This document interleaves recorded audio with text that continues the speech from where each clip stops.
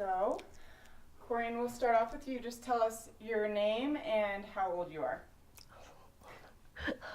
I'm old. You don't look old. My name is Corinne Johnson Young, and I'm 78 years old. You look great for your age, by the way. Okay, go ahead, Everett. I'm Everett Young and I'm 73. Perfect. Okay, so Corinne, where were you born? In Provo, Utah, And what year was that?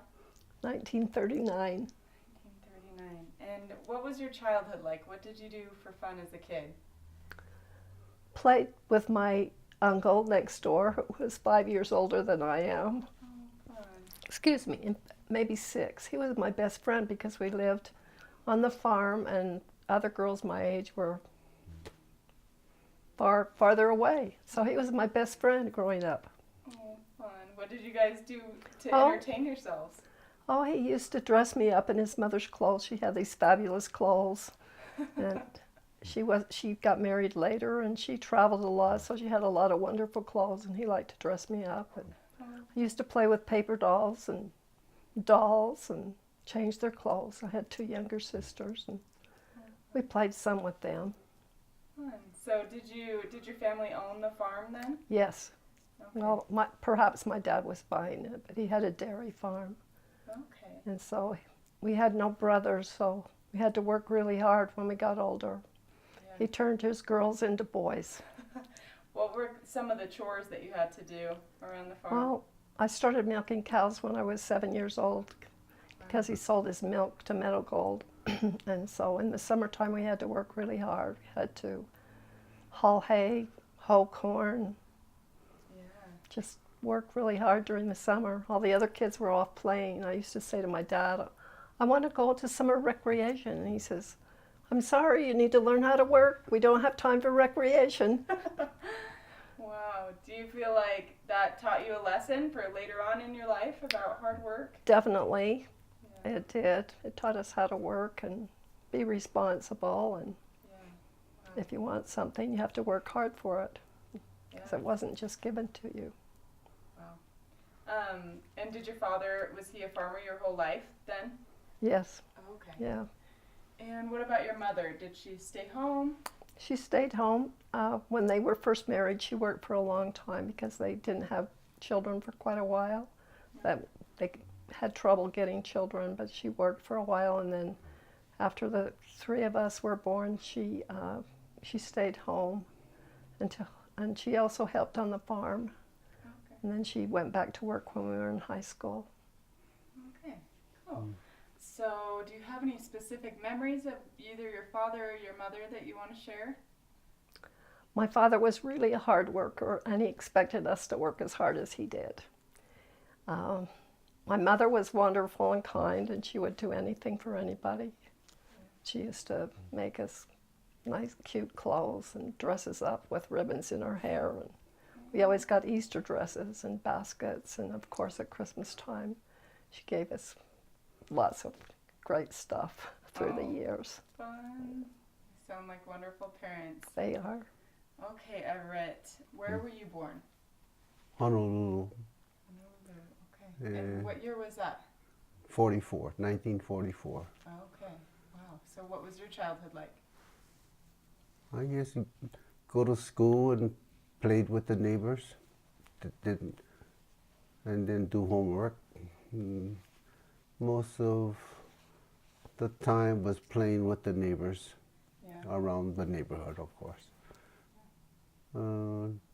Didn't have any parks close by. We would play on the street and play football or baseball or whatever. And when the cars come, we just get on the sidewalk. And when the cars pass, we get back on the street and play again. Cool. And also, it was in the suburbs, and there were some empty lots, so we could go hunting or shoot birds. And we'd clean them and put them in the freezer when we had enough, maybe about 12, 15 or so, then we'd cook them and eat them. Wow. So were you near the ocean at all, or?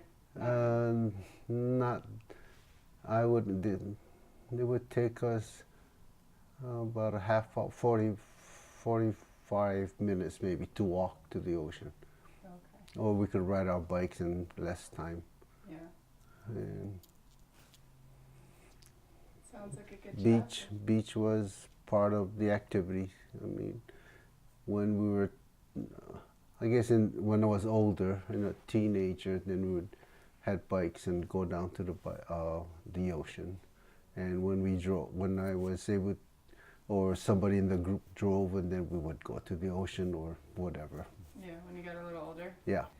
What did your parents do? Dad was self-employed. He did a lot of things. I think I was told he was the first Oriental to graduate from Purdue. And he was a civil engineer. He worked on the Hoover Dam. He helped build the Hoover, well, one of the 10,000 people who built Hoover Dam. That's neat. What I remember I don't remember him doing that. I was told that when I was old enough to remember, I guess he was a self-employed salesman, selling equipment that you would find in the supermarket, scales and saws. Okay. I would help him assemble those, unpack them, and sell. I guess previous to that, he used to work in a sporting goods store, which was before I can remember, but I was told. Cool. And your mother? My mother was a saleswoman. She worked, her brothers owned Oahu Furniture Company, one of the most prestigious and larger. There were two furniture stores in Honolulu. Oahu was one of them. And my mother, her brothers owned it, and my mother worked there as a saleswoman. Okay. And as a youth, I would go down. I guess I couldn't stay home by myself, and I spent a lot of time down at the furniture store. Okay, cool. And so you have some memories down there? Yeah, when I was 11, I learned, I took my scout book down and I practiced my knot tying and read the scout manual. The scout manual down there.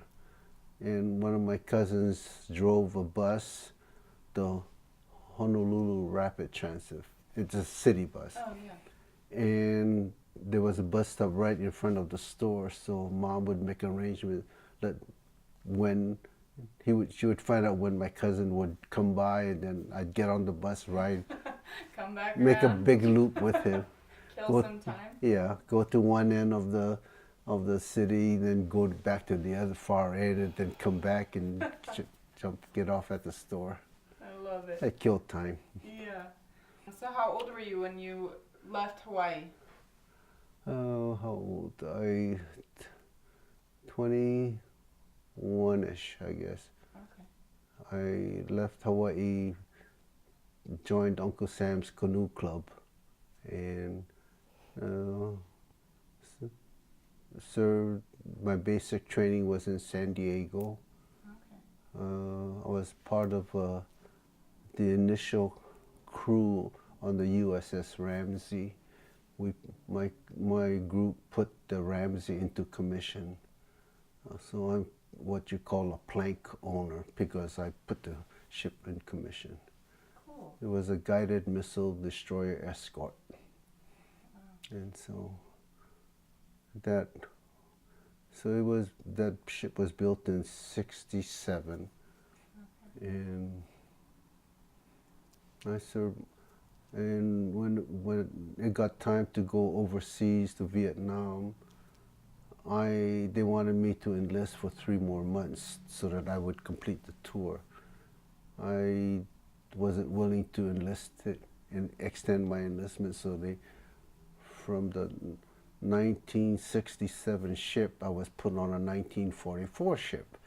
Wow. And of course, it was an old, dilapidated thing. Went over to Vietnam on that ship, and when we came back about 3 months later, it was decommissioned and used for bomb practice.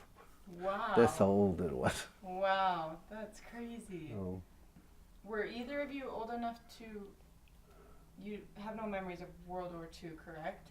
I Do remember you remember having practicing ducking under the table for, it was after Pearl Harbor, and that was, we would practice diving under the kitchen table and hiding under there.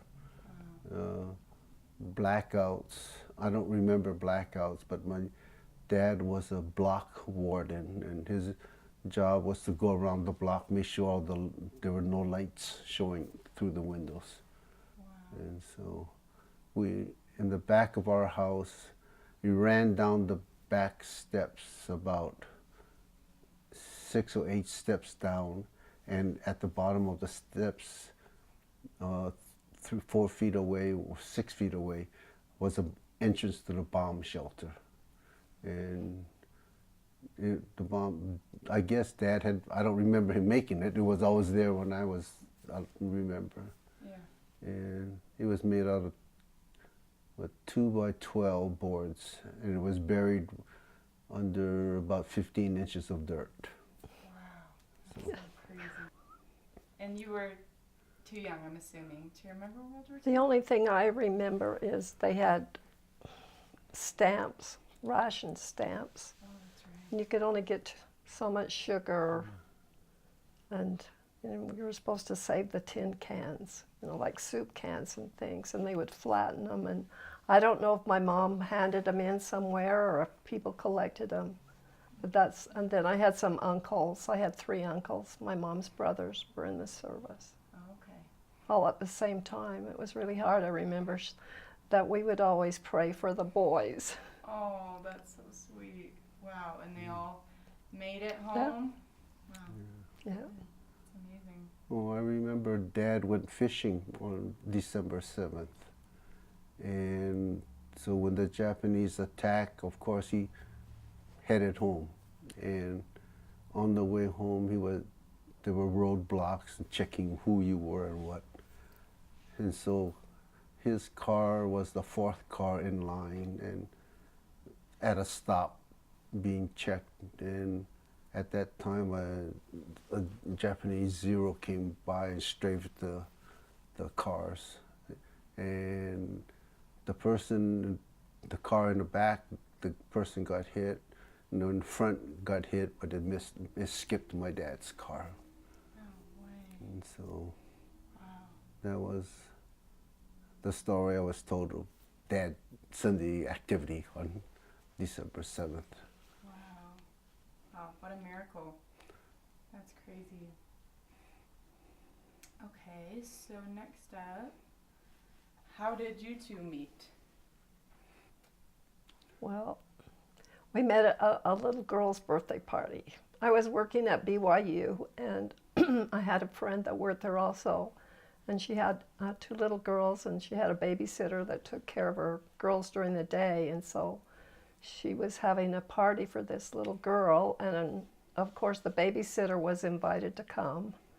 And the husband of the babysitter and Everett were good friends. He was in California at that time, though, and had come up for a visit for the summer. Okay. And so, of course, because he was visiting them, they invited him to come to the party as well. So we met at a 4-year-old's birthday party. I love it. How romantic. I don't know. What was the first thing that attracted you to Everett? What was a quality that attracted you to him? Oh, he was nice. He was friendly. I didn't, it was no big deal. And he just called and asked if I would like to go out while he was visiting. So I certainly wasn't in demand at the time. So anyway, so we went out. And Everett, what attracted you to Corinne? I don't know, she was pretty. And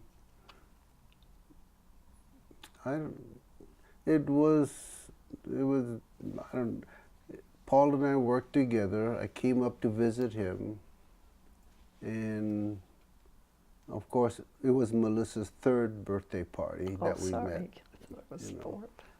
And the next day, Paul's wife, Virginia, suggested we go on a picnic. And So I said, yeah, you know, I had nothing to do. I was on vacation. I was planning on going camping. Yeah. And so spend the day with them and then go camping. And Virginia suggested if I wanted to invite anybody. And I told her I didn't know anybody. I'm up here on vacation. Yeah. And she said, well, you met Corinne last night at the party. I said, oh, yeah, I did. So we got her number, called her, and she was not, she was available, not busy. And so our first date was a picnic. And it was supposed to happen about 3 o'clock-ish, but one delay after another ended up having the picnic at a drive-in movie. I love it. With his two girls, Yeah, I had 2 girls. two Oh, little okay. girls. And Paul and Virginia had two at the time. And so Paul and Virginia, their 2 kids, my 2 kids, and she and I were on the picnic in the parking lot, in the drive-in movie on the pavement, I watching the love it. movie. Do either one of you want to share any advice for maybe a younger newlywed couple on what makes a marriage work?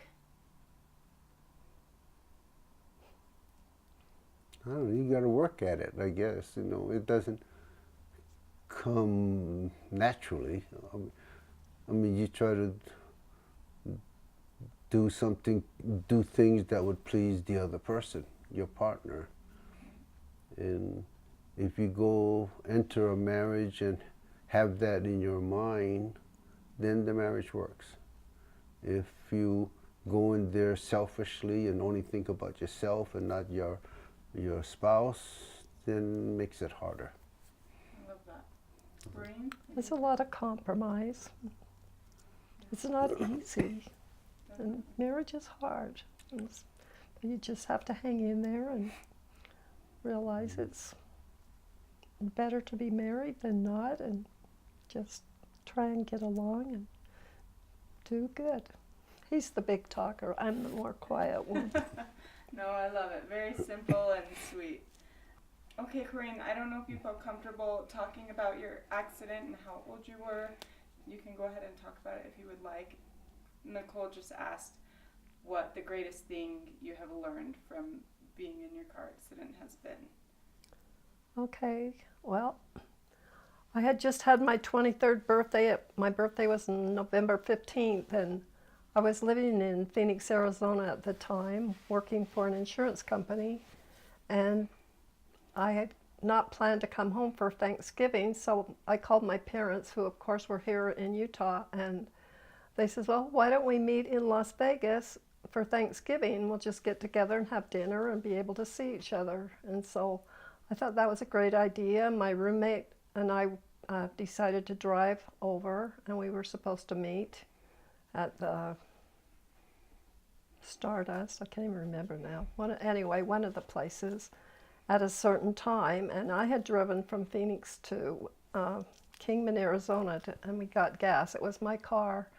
So after we filled up with gas, I asked her if she would like to drive, to give her a break. I would have been fine driving the whole way, but I asked her if she'd like to drive, and she'd never driven my car before, and she says, sure, I'll drive. So we were probably 30 miles outside of Kingman, Arizona, and I don't know what happened. It was a one-car accident. I was looking out the window to the right, and then I looked up, and we were going off the highway to the left, and you don't think, you just react. Right. And so I reached over, grabbed the wheel to get us back up on the highway, because we had, and of course that overcorrected. We went back over the highway again, and then it rolled about 3 times, the car, and it threw both of us out. So Days before seatbelts. yeah. Wow. Anyway, she had a massive bruise on her leg about this big, and that was her only injury, and I ended up with a broken back and a lot of glass cuts in my head, and not serious ones, just anyway. Yeah. So do you remember, I know you mentioned like you don't really think at the time, but in that moment, did you feel like this was the end? No, I didn't. You don't have time to think. The last thing I remember was me grabbing the wheel to get us back up, and then the next thing I remember, I was laying on the ground. I was out of the car, and I was laying on the ground, and I just knew that my back was just killing me. And I kept trying to sit up, which I know was probably not good. And here we are in the middle of the desert. And anyway, some fellow came along, I don't know how long afterwards, and found us. And he had to wait till a trucker or somebody came by to let the ambulance know, because they didn't have cell phones or anything. Wow, you don't think Days about... before cell phones. Yeah. Oh my word. So Wow. anyway. That's crazy. So what have you learned from this trial that you've had to face in your life? Well, I guess patience in a way.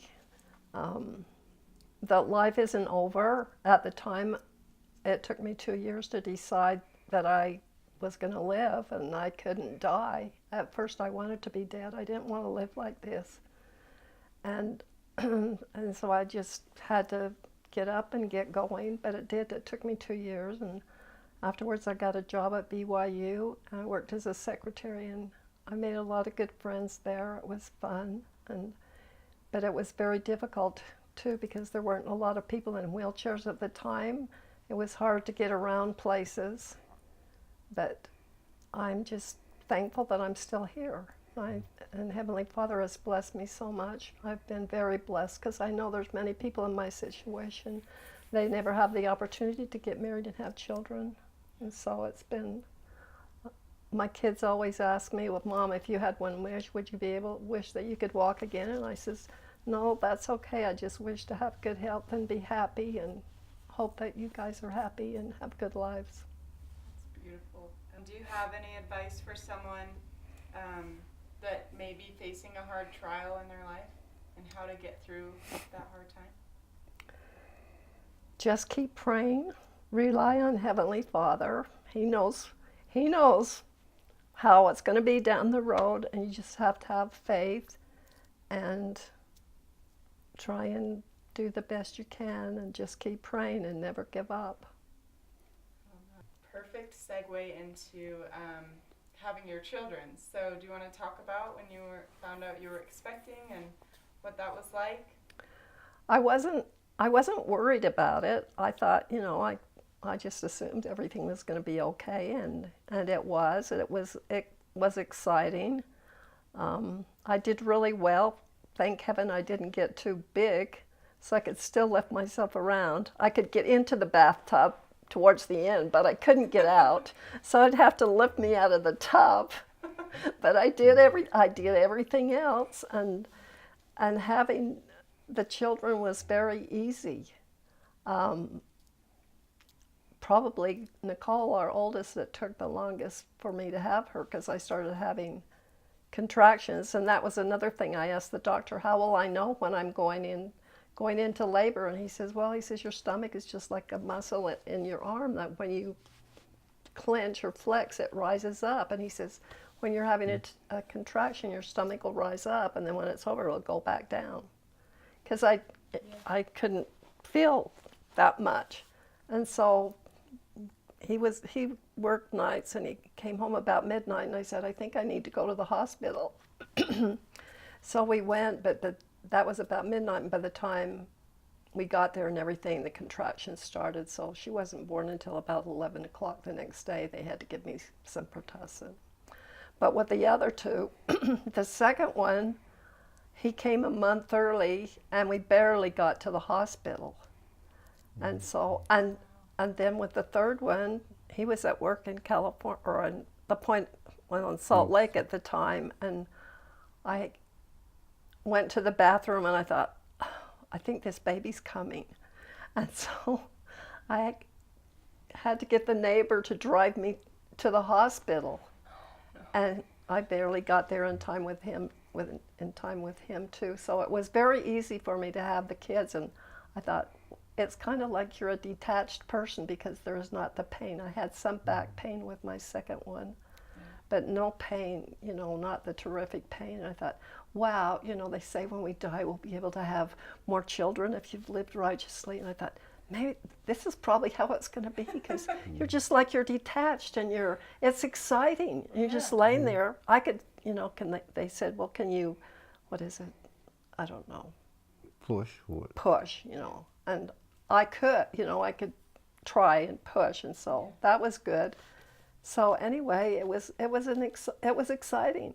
Yeah, that's amazing. I remember the nurses asked, with the first one, with Nicole, I remember the nurses, one of the nurses asked her, how do you feel?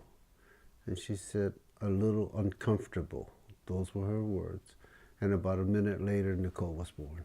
Wow. And then all the nurses were mad at her because they remembered how much, if you're a mother, you know how much uncomfortableness it is. Right. And she didn't feel that uncomfortableness as much as everybody else did. Right. And she had natural anesthetic, and so. Yeah. And with the second one, it was a month early, so when we got her to the hospital, they said, have you done, they said, we haven't done any paperwork yet because of a month early. And they wouldn't let me go up with her. They sent me to the admissions to do the paperwork. I guess they wanted to make sure they got paid. And so by the time I finished the paperwork and I caught the elevator upstairs, as I'm walking down the hall to her, the doctor met me walking up the hall, and he said, congratulations. David was born while I was downstairs filling out the paperwork. So that's how quick he came. Wow. And with Michael, I was working by the airport, Salt Lake Airport, and so I think I was about at the point of the mountain on my way home when she gave birth to Michael. So that's how quick it was. My two girls were here and the youngest one called me and said, Dad, you better come home right away. Corinne's having the baby. so I left the office, right as soon as I could, but I was about the point, figuring the timing, I figured I was at the point of the mountain when she was at the hospital gave birth. Wow. It's amazing. What's one of your favorite parts about being a mother? Oh, just watching your kids grow and seeing them happy and being involved in school. I think it's really important that they enjoy school and that they feel a part of it, and going and watching them do their different things. We had our kids did sports, and Nicole was a cheerleader, and David played football. Michael played football. They were in chorus, going to watch them perform in their performances. And Nicole was on track. In junior high. I think she had a track record. I don't know if it still holds today. Long jump at Mountain View Junior High. Really? A short little girl. But anyway, I'm thankful that they've been able to do well, and just thankful that I was able to have them, because I always hoped and dreamed, and I had to wait a long time. Yeah. One of the things about the baby, she couldn't carry the baby in her arms when she moved about the house. So she would have to sit them on her lap. And almost immediately, all the children realized that they had to sit there quietly and not move about. Well, not when they were first born. I could lay them on my lap and roll around. But when they got older, It was easy for them just to sit there. They adjust, I guess, to the They situation. didn't fall off or, turn, they just sat I didn't ever there. drop one. So that was amazing that the children learned very quickly that sit there, just sit there while she moved about. Yeah, that's incredible. Wow. And what was your favorite part about being a father? I guess working with them, teaching them different things, and doing homework with them, although sometimes they got trying. But when I would work on Nicole helped me work on the car. At, she was about 8 or so, and I had the car manual, and I would ask her to read the sentence, and then I would go do it, and then I'd come back and read the next sentence, and so I wouldn't put my dirty hands on the book, and so she would read the sentence, and I would do it, and that's how I worked on the car, you know, sentence by sentence. I love that. And How do you think being a parent is different today than when you guys were parents?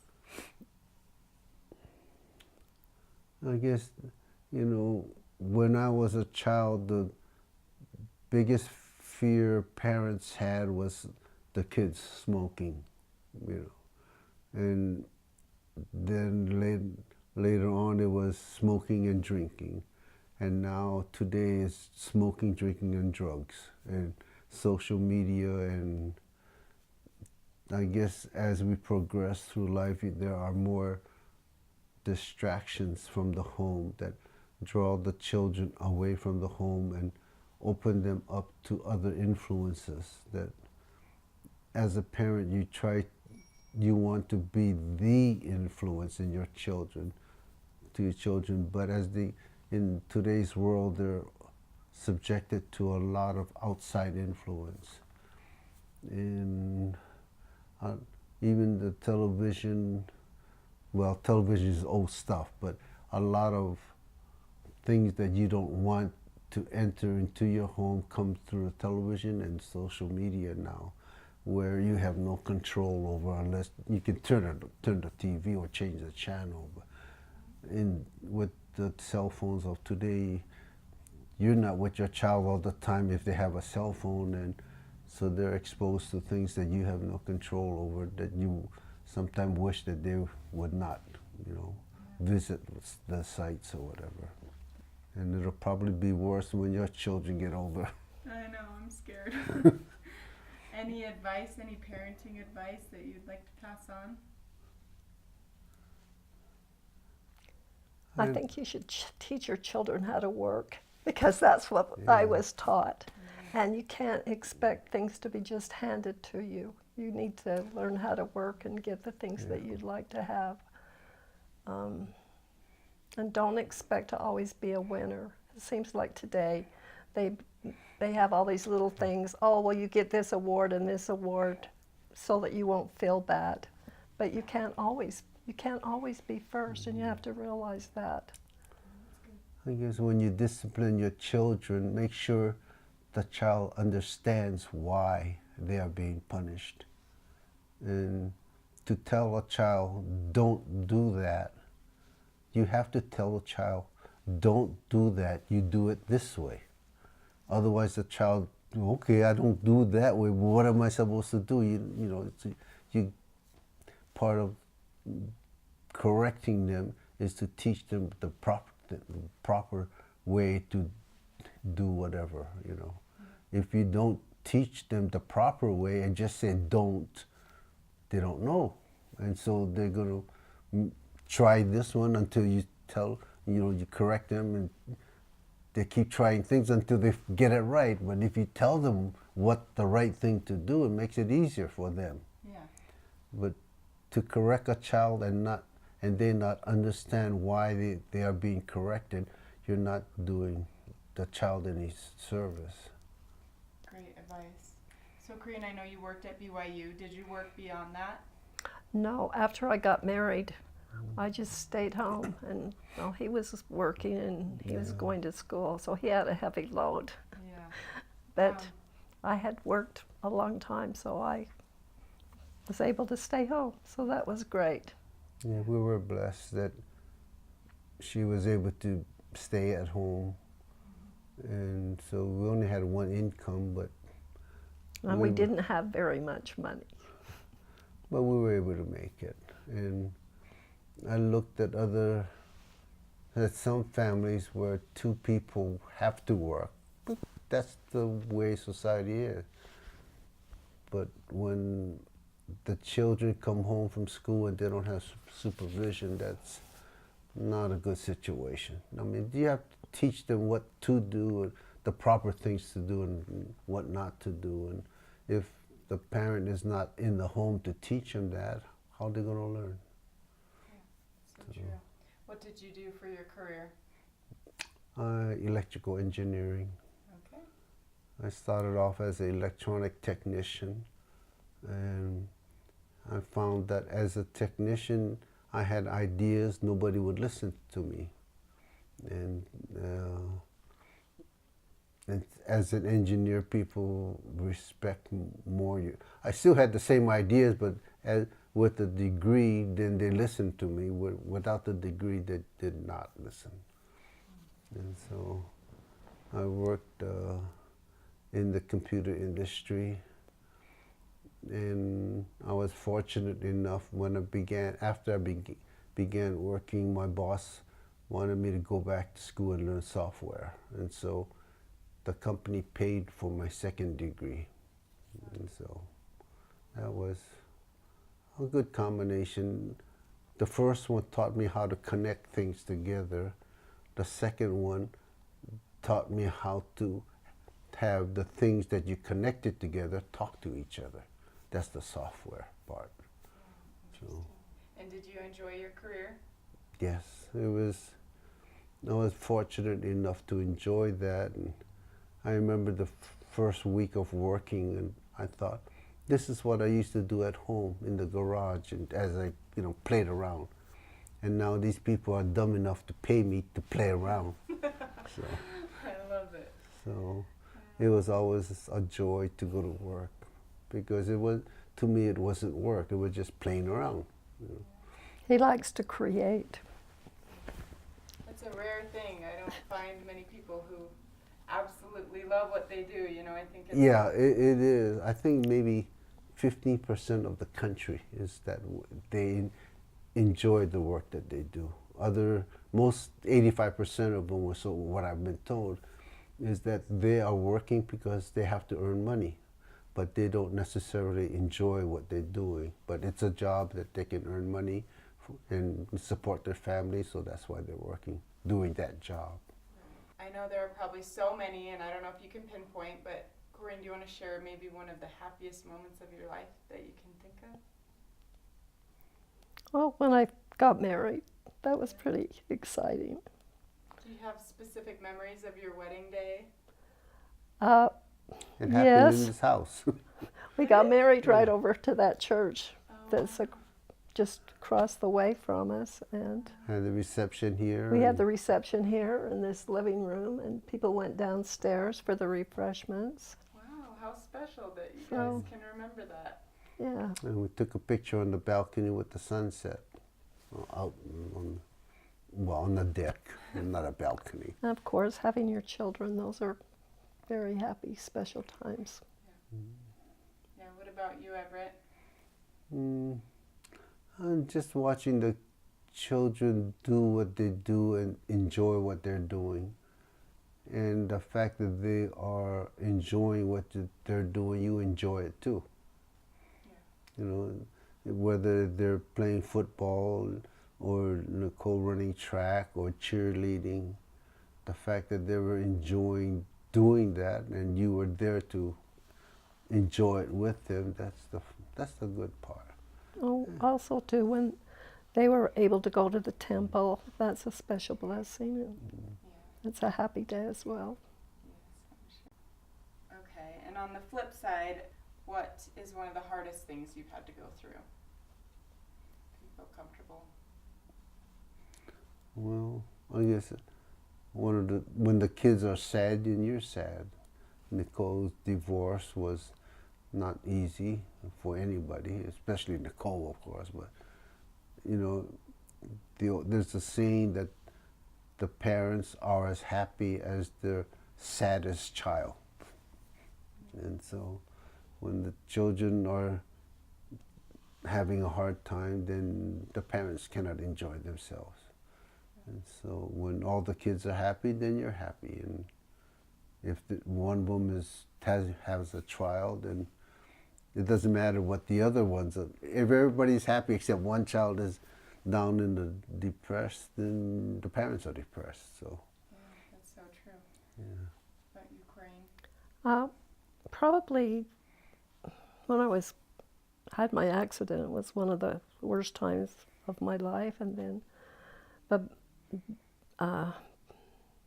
5 years after I was in that accident, my mother died of cancer, and she was only 56 when she passed away. So that was really difficult. And then 5 years after that, my father died of cancer. He was 61. And so neither of my parents knew Everett, because 5 years after he died, then we got married. So it looks like every 5 years Man, you were things just have happened. But I really miss them. They've been gone for a long time. Yeah, I'm sure. That's really hard. What do you think people have to look forward to in their older years? Hopefully you can retire and then enjoy it. Hopefully that you have the health to be able to enjoy it. I mean, we've been able to do a lot of things. He took early retirement. And even before he retired, we had some really wonderful trips. We've traveled all over the place, even in my situation. Yeah. It's been wonderful to be able to travel and to have the money to be able to do that. But in these last few years, his health has not been that good. And I think I probably wore him out, having him dragging me around. So his health is not that great, so we can't travel that much anymore unless one of our children says, hey, do you want to go do this with us? Where's been your favorite place that you've traveled to? Everett? Oh, Europe, seen all of Europe. We've been very blessed to travel through many countries of Europe. France, of course, but Denmark, Sweden, Germany, Italy. Took cruises to the Caribbean. I guess I enjoyed, even when we went to Spain and trying to learn the different languages. And just getting to know the culture. And I mean, you don't go to England and have a McDonald's hamburger. I mean, you stay home and if you want to have that. So you enjoy the foods and the sights and the culture of the countries. Yeah. Where's been your favorite place? Growing up, I was really interested in the pyramids. I thought that would be really cool to be able to see that. So we were able to go to Egypt. Wow. And we saw the pyramids, and we were even able to go down into King Tut's tomb. A couple of the tombs. We had a guy that helped us. He was a really cute little guy. He was probably like 19 or 20 maybe, and he called me Mom. And he says, we can do this, we can do this. So I was a little nervous, but he hauled me down the steps into the tomb. So that was pretty exciting to be able to see those. Yeah. What do you feel like you've learned from traveling all over and experiencing those things? Well, it's the old adage that there's no place like home. America is still the better place. I mean, you see a lot of poverty in other countries, especially in Mexico. The people are so happy just to have a roof over their heads, even if they have dirt floors, no furniture, holes in the wall for windows and doors, but they're happy because to them they have a roof over their heads. When Ecuador, the people were they're very poor. One of the worst feelings I had was when a family in Ecuador invited us to dinner. And we went to dinner, but she and I were the only ones that ate. Nobody in the family even ate. And that made me realize that they were offering us all the food that they had so we could enjoy ourselves. But then you have mom and dad and the kids, they're not eating. how would you feel? You know, and you're eating their food, Yeah. and it just made you feel bad, but they wanted to share what they had with you and showing their hearts, you know, and it was just hard. It was one of the hardest things was to be gracious to accept their offering, knowing that they were sacrificing so much just to please us, and we're nobody special, but they were willing to do that, you know. It's humbling. That's hard to accept.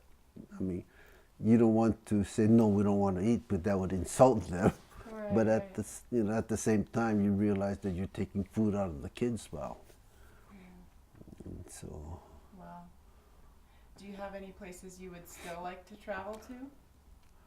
I still wanted to go to see Denali National Park in Alaska. And we were hoped that was mentioned earlier this year, but that looks like it's not going to happen this year. I don't know. We'll see. Whatever. I don't know. I'm just happy to go wherever anybody, if anybody invites me, I'm happy to go. I love that. Up for the adventure. Huh? That's Yeah. right. What would you say is one of your greatest accomplishments? I guess the kids have grown up. They're an asset to society. They're not liabilities. We never had to go to the police station to bring them home. The police never brought them home. Yeah. And so, you know, they're, you know, like any other children, they had their moments, but I guess, you know, society considers them an asset rather than a liability. Yeah. And so that's a good feeling to have, that your children are contributing rather than sucking away. I love it. What about you, Corinne? Well, I feel like because of my situation, it hasn't been easy, but I feel like I can do anything anybody else can do, and I've been able to. I've been able to get married. I've been able to have children. I've been able to take care of my house. I don't have anybody help me other than him when I need the light bulb changed, or I don't do steps. Yeah. But I drive. I can go on my own. You should cook, And I've- clean the house, does I've- the laundry. Been able to do what almost anybody else does, and I'm just thankful that I have been able to do that, That's and incredible. be able to have the health and strength to do that, and I'm sure the many blessings which I've received that's made that possible. That's neat. You seem to have such a positive attitude. I admire that a lot. Do you have any regrets? I wish I had better health so I could do more stuff. And there are a lot of projects I want to do and don't have the energy to do it. I guess my personality, I think of things that I want to get done, or that I want to create or whatever. And one of the things I found in my career is, because of engineering and you're creating things, you can't go down to the corner hardware store and buy it. You have to make the first thing that you want. Then you make it, and then you make 50 of them to make sure that it works. Then you make 100, and after that, then you don't make 10,000 at a time. Then you have 10,000 problems. Right. So you create, 25. If you only have 25 problems to fix. Yeah. And then, Makes sense. so So you like to create. What specific hobbies do you like doing? Everything. And he has to have something for that everything. yeah, I like woodwork, metalwork. Okay. I just enjoy.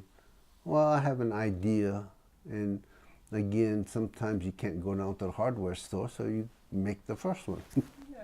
I love it. I guess my son-in-law pointed out to me that I created a electronic babysitter back in 1966. Wow. And he said, why didn't you take it to market, I said, I had a problem, I solved it, and that was the end of it. I never thought about marketing it, Yeah. Now look how that industry has grown. Yeah. Had I been smarter in marketing it, maybe things would have been different. But turned out okay. Yeah. Anything to add, Colleen? What do I like? Any hobbies? Yeah, Oh. that you enjoy? I like to read. I like to work in the yard, the part I can get to. I like flowers, and I like to plant flowers and take care of things. I wish I could do the whole yard. I do as much as I can. I like to travel. I like movies, but there hasn't been many that is worth going to. Yeah. So just getting together with family and my sisters, and we've had some fun trips together. Fun. Do they live here? They live in Salt Lake. Oh, fun. That's great. She wanted you, Everett, to share your conversion story. If you're open to it. Back to how we met. When I got out of the Navy, I worked at the telephone company. And 3 months after I started, Paul started there. And Paul and I became good friends simply because both of us didn't smoke or drink coffee, and everybody else on the shift did. So when they would go to smoke or drink coffee, he and I would go do something else. Just talk. And so we became good friends. And after 5 years at the phone company, I wanted to further my career, so I transferred from that division. I was in the Los Angeles area. I transferred to the Bay Area, San Francisco, Redwood City. And 3 months after I left, Paul came to Provo to go to BYU. And after I was married at the time, I got divorced. Summer came and I didn't have money to fly back to Hawaii. And Paul always talked about how beautiful Utah was and the outdoors, and I loved the outdoors. And so I called him up one summer and said, hey, you mind if I come visit you and go camping in Utah? And he said, yeah, come on. Don't bring your camping equipment. You can come here. I didn't have to haul it from California. I could come up here, borrow his gear, and go camping. And so the first year I came up, stayed with him a day or two, and I had my 2 girls with me. And so we went camping up in the mountains. The second summer came, I didn't have money to go back to Hawaii again, so I called him up, and he said, come on up. And that was the year when Melissa had her 3rd birthday party. And well, as I was coming up the first year, coming from California through Arizona up to St. George, there's an incline, and my car overheated. And so I had to stop and let it cool down. And as I was parked there, I prayed that I could get to Provo safely without any more incidents. And as I was praying, I felt that it was selfish if I didn't pay back, because you're asking, you're praying, you have your hand out. And so as a payback, it was my promise that I would go to church. Well, in California, the Catholic Church starts you have a mass at 6, 7, 8, 9, 10 o'clock, all the way till maybe 1, 2 o'clock in the afternoon, and then another one in the evening. So when I came up here, I thought Utah was the same way. I got up here on a Saturday evening, visited with Paul and his family. went to bed, got up about 9 o'clock Sunday morning. Paul was at church, at priesthood, and I visited with Virginia and the kids for 15, 20 minutes. Then I thought, I better get ready to go to church. So it's about 9:15. So I looked up in the phone book, found with a Catholic church, called the Catholic church up, and I asked them what time was the next Mass, and they said 9:30, 15 minutes away. And I thought it would take me 15 minutes to get ready, 15 minutes to go there, maybe 25 because I would get lost. And so by the time I got there, Mass would be half over, and it wasn't the way I wanted to fulfill a promise. You know, it's a half filled. And so I asked them when was the next one after that, and they said that was the last one. There is no one after that. And so I decided I couldn't go to church. And so when Paul came back from priesthood, I told him I was in trouble. I had made a promise and I can't keep it. And Paul said that they were going to sacrament meeting that evening at 4 o'clock and asked if I wanted to go. I had to go because I had to keep my promise. And so I went with them to sacrament meeting, and that's when I felt this. It was a fast and testimony meeting in August, and I felt the Spirit. Well, previous to this, I had been going to church about 5 times a week, on my knees praying in church and looking for something that I knew my life was empty, missing. And I didn't know what it was, but I thought I could find it in church. And when I went to this sacrament meeting, I felt the Spirit. And that was the feeling that I was looking for all this time. And so when we left church, I felt like I was about walking 2 feet off the sidewalk. I was floating.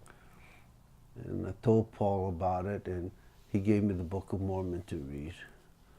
And so when I went back to California that year, I tried to read it as fast as I could. And I got to Second Nephi and I pooped out. And the second summer up here, again we went to sacrament meeting, and I made myself a promise that I would read 1 chapter a night. I figured I could at least do that, and that would keep me reading through the whole book. And by the time I got to Mosiah, I got baptized. Wow. And that was the second year is when I met her at Melissa's birthday party, and we carried on a long-range romance from August. 1 month she would come up or come to California. Not that often. Or I would come up back here. I don't think we went that often. Have any other spiritual experiences, either one of you, that you would like to share? Well, just last month, when we were in Hawaii, one of my purposes of going there was to meet my cousin. And I called my cousin. I had not seen my cousin, I think the last time was in 1950. So I called my cousin, Dear, and told her I was in town, asked her if she had time, if I could come visit. She gave me her address, and my phone does not have a GPS. It was an old flip phone. Had no map, but I had her address, and I had the town she lived in. And as we were going there, I prayed that I would find it, because I was not familiar with the area. I knew where the town was, got on the freeway, saw the name of the town on the freeway signs, made the exit, and I'm praying that I could find this street. And after the exit, I guess I drove 2 or 3 blocks, and I was on the street that my cousin lived on. And so we just drove up the street and found my cousin's house. And it was, I felt very blessed that I was able to find it, because I'm in area of the Honolulu that I was not familiar with, didn't know where the street was. I found the street and praying that I would find it. And another time was when we rented the car. The car rental place was away from the airport. I thought it was 15, 20 minutes away from the airport. And when we got it, of course, you get the car, you drive off. And I'm not too familiar. I tried to study the area, but then my concern was returning the car, finding the parking lot again. And when the time came to return the car, I prayed all the way that I would be able to go and find the parking lot where I could return the car. And I went directly to the place without getting lost, not having to make a U-turn or anything. I just went straight to it. And I felt blessed that in both instances, I felt that Heavenly Father was with me, that I was able to, visit my cousin and return the car without incident. Yeah, that's amazing. Corinne, any experiences you'd like to share? Before I met Everett, I was going with this fellow that he was going to BYU, and we met. And I was older than he was, and I didn't tell him how old I was. So we went together quite a while, and, well, several months. Anyway, he was getting serious, He asked me to marry him, and I said yes, but he still didn't know how old I was. I was 10 years older than he was. And so finally, it got to the point where I had to go tell him how old I was. And I met the family and everything. And anyway, so I told him, and he said it didn't matter. He didn't care. He was happy with everything. And then, of course, his parents were just, well, you can't blame them. His parents were just beside themselves, and they didn't want us to get married. And so he called me on the phone. He says, well, I think we should think about this for a while. And so, okay, what could I say? So anyway, he says, oh, then he called me, I don't know, a week or two later, and he says that he wanted to come down and talk to me. So I was really nervous about how it was going to go, and I figured he would probably be calling it off. So anyway, he came down and I talked to him, and I was really peaceful and calm, and I didn't cry. And he told me that he just didn't think that we should get married. And so anyway, that was like on a Friday night, and after he left, I drove out to the cemetery, and I cried a lot, and I wanted to be able to talk to my parents. So I sat out there in the cemetery and cried and told them everything that had happened, what I was going through. And anyway, so I came home and I went to bed that night, and on the Saturday morning I woke up. It was about 6 o'clock in the morning. So I looked at the clock, and I went back to sleep, and I had this dream, and we were back in our old house. I grew up in Lakeview on this lower road down there, and I was laying on the couch, and my dad walked into the room, and I told him, I says, Dad, I've needed to talk to you for such a long time. Where have you been? And he said, well, I couldn't come until now. And so I told him the whole story about this, and he put his arms around me and gave me a hug, and he says, wait a year. And I said, wait a year? And he says, yes, wait a year. So at that time I was working down at BYU, and here I am going across campus, coming and going. I'm smiling at all these guys and being nice, and everything. And it was quite amazing. It was almost a year to the date that I met Everett. And after we met and everything, I said, my dad would not send me a Chinese Hawaiian. I don't think he's the one, but we just dated, and I guess he was the one. He was the one? Wow. And I guess the day that we got married, it was a year after, because he hadn't been a member of the church long enough. We just got married civilly over at the church, and my doctor, he was a stake president. He was a wonderful family friend, and so he married us. And he says, Corinne, he says, you've waited long enough. You know, it's okay. You guys go ahead and get married, because he knew that we would go. But so the next year on our anniversary, we went to the temple, and we did everything. You know, it was in the celestial room, and just sitting there. And I hadn't even been thinking about my parents. And someone came up to me and put their hand on my shoulder. And at that moment, I knew that my mom and dad were there. And it was my aunt, my mom's sister. I didn't even know it was her, but she put her hand on my shoulder. And that thought came into my mind. And then she gave me a hug, and, you know, because she was there. Nicole wanted to know what your favorite song is, both church and otherwise, and why. Church song would be Child of God. I am a child of God. And because I feel like I'm a child of God. And otherwise it would be The Sound of Music that heals our life. I guess previous to join, well, when I was, 18, 20 years old, I worked around the Catholic Church. Catholic school and church combined. And this one day, the priest said, hey, let's go to the movie. He said, the Bishop of Honolulu, the Catholic Bishop of Honolulu, rented this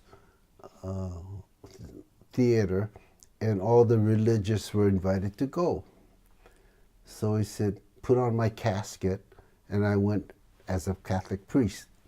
This other guy and I and the priest went to this movie, The Sound of Music. What we didn't know was that we were the only 3 guys there. All the rest were nuns. And so that's why it's your favorite song? No, I enjoy it. It's a good story, and I like the music and the tune. But I ended up, for some reason, I saw the movie 6 times and never had to pay for it once. But I like the song, and I like all the songs of that, but especially that first song of the movie. Corinne? I guess not too long after I had that dream about my dad, I don't know if it was the Sunday afterwards, I went over to church and I was late. And they were singing, I Stand All Amazed. And so every time I hear that song, it makes me remember that special dream that I had about my dad. And so that song is really special to me. And I guess the other song is The Impossible Dream. It was one of my dad's favorite songs. It's when he was going through cancer. And if anybody could get through it, he would have been able to. And so he loved that song because it kind of was how he was. He was, it just epitomized him. Nicole asked to have you guys tell me a little bit about your grandparents. That's hard, because the only grandparent I grew up with was my father's mother. Her husband, my father's father, had passed away before I was born. And so my father's mother was the only grandmother I knew up until teenage years. And she grew up, she was Hawaiian Chinese, grew up in Waipio Valley on the island of Hawaii, on the Big Island. And back 1941, there was a tidal wave in Hawaii, and Grandma, being the old Hawaiian type, this is my house, I'm not going to leave it, I'm going to stay in my house. Tidal wave picked her house up and moved it in about a mile with her in it, and as a result she was paralyzed on the left side. But she still functioned. She had to walk hobbling along and didn't have the use of her left arm. But I grew up with her and went down to Waipio Valley to visit her. I think I only once or maybe twice. But she came to visit us in several summers. She would stay with a couple of weeks or a month, I don't know.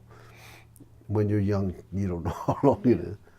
But she's the old grandparent I knew. Her husband, my grandfather, had passed away before I can remember, so I think before I was born.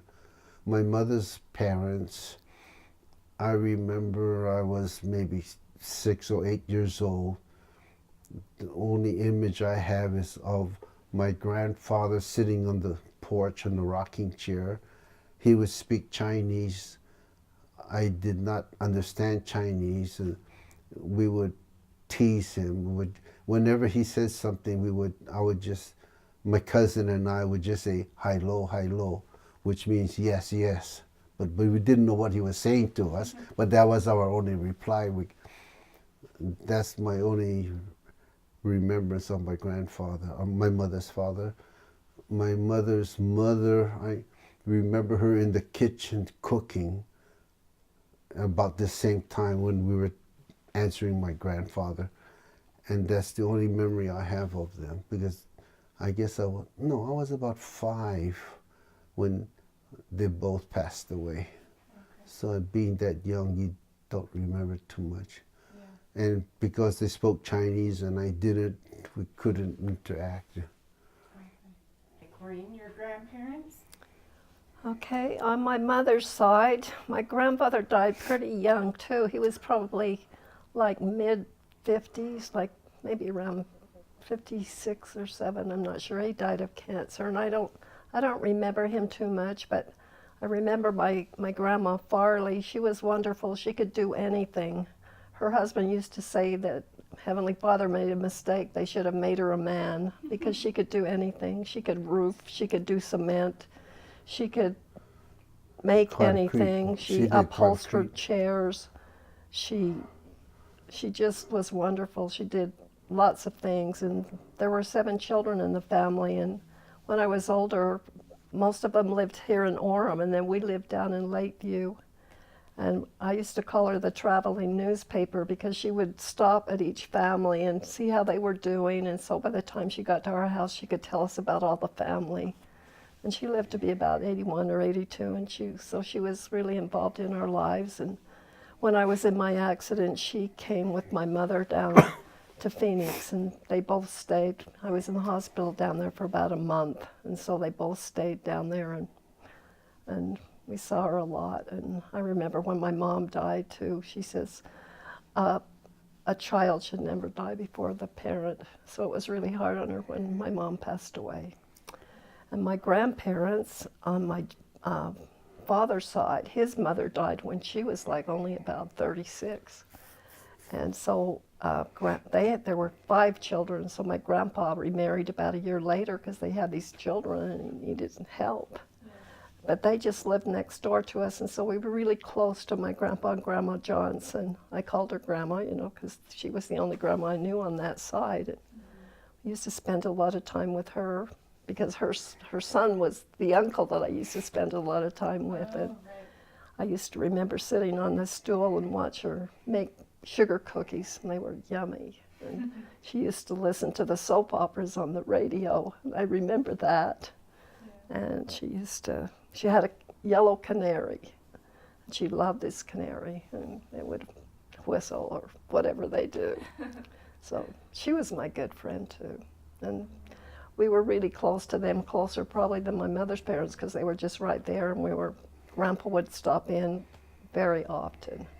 Yeah. And see how we're doing. Almost daily we would see them. So it was a good experience, and we always got together at Christmas time on the Johnson side. On the Farleys we did Thanksgiving, but on the Johnson sides we had wonderful Christmases.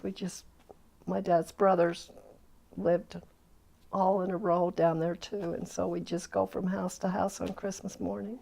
It was a really special time. Yeah, that's fun. Fun memories. What items do you guys have on your bucket list?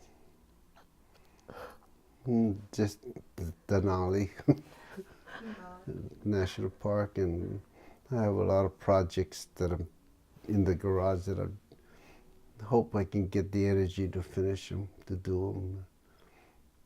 I had a health setback for the last while, and so I have some half-finished projects in the garage.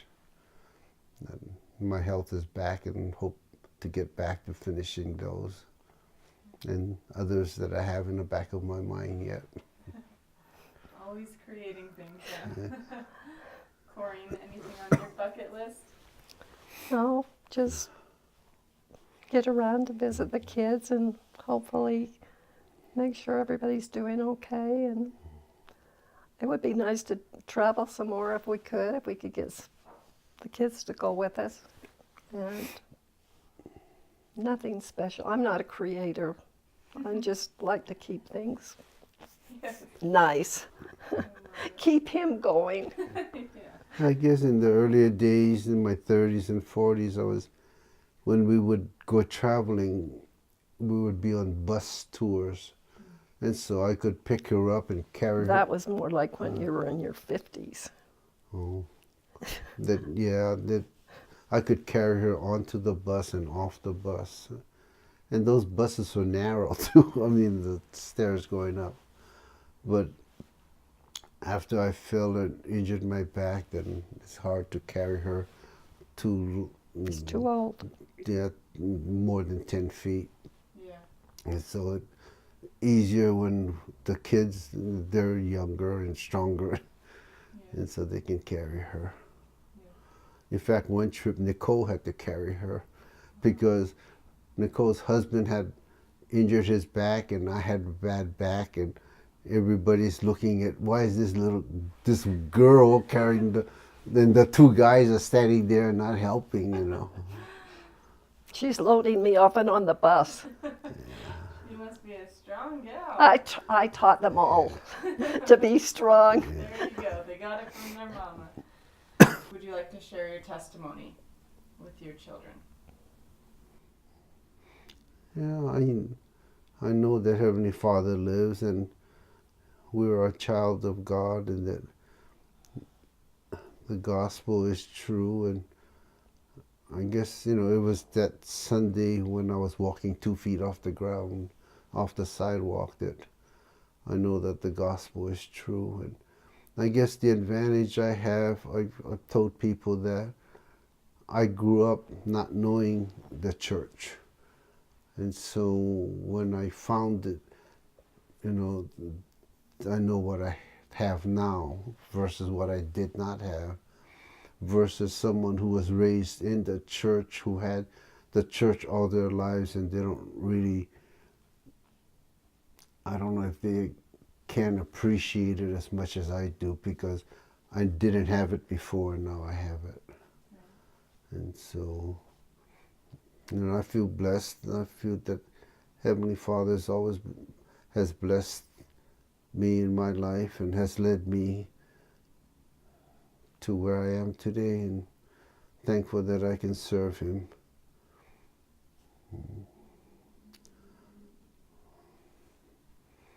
You want to say anything? I'm thankful to be a member of the church. I'm thankful for my parents and for their strong testimonies and for their examples. I'm thankful for my husband and my children. I'm thankful for the things that I've been able to do and accomplish. And I know that Heavenly Father knows me and that He has been aware of me throughout my life. And it hasn't been easy the last couple of years, and I'm so thankful for the Book of Mormon for the strength that it's given me to help me to get through this last while. And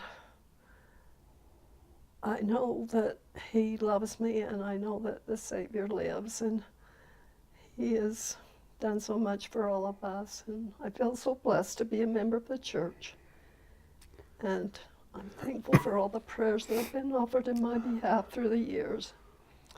And I'm especially thankful for my family and for their love and their concern and for their help. And I say these things in the name of Jesus Christ. Amen.